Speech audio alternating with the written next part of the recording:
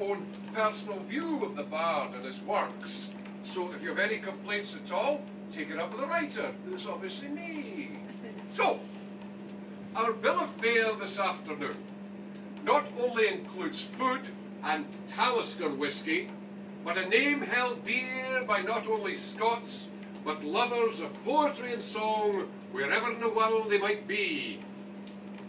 Every country has its own star scribe who outplays the opposition in their own time, or in generations before, or indeed after. England, of course, has Shakespeare. The Italians have Dante, and in Germany, Goethe is the giant. We've got Robert Burns. The aforementioned greats appeal to the learned classes on those who have worked on an appreciation of their output. Burns has a broader appeal, but that does not cheapen his works, for indeed they contain a great sense of humanity and a pithy wit designed to make equals of us all. His works vary from the profound to the downright profane, sometimes in the same piece of work. Both are prevalent in his most famous and indeed favourite poem, Tam O'Shanter.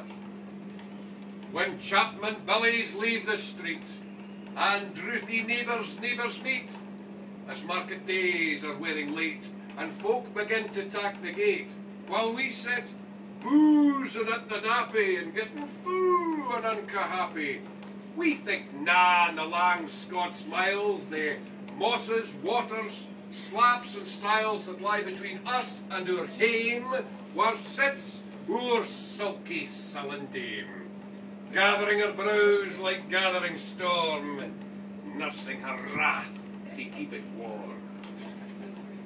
The onomatopoeic qualities of Robert Burns' work are the means to understanding his poetry.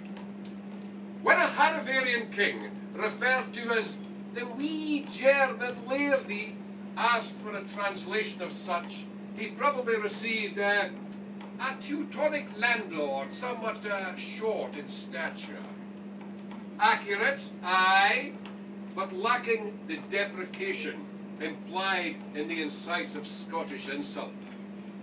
The Scots poet, Hugh MacDiarmid, in his work A Drunk Man Looks at the Thistle, states that not one man in 50 kens a word Burns wrote, yet misapplied is Abadee's property, and gin there was alive his like the day, they'd be the last a ken in hand to gie. Fair, curmudgeonly, or just a brutal observation? MacDiarmid was adept at all three. I recommend him to you beyond this occasion. It is never my intention, however, to misapply Burns' words, and I seek to unite people as I believe Burns would have wished. No. At this point, we require a brave volunteer to come up and recite a few words of our national bard.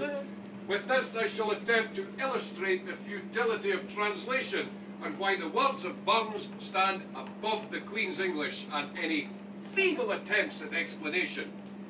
It may, however, prove humorous and entertaining and enjoyable, perhaps not for the willing volunteer. So who among you is brave enough to come and recite some? You're all looking away. A sense of cowardice in the room, so that's a fine pair of Scottish legs you've got there. Up you go. You get the photo. What's your name? Bruce. Bruce! A fine Scottish name! Aye! Your Majesty! Where are you from? Australia.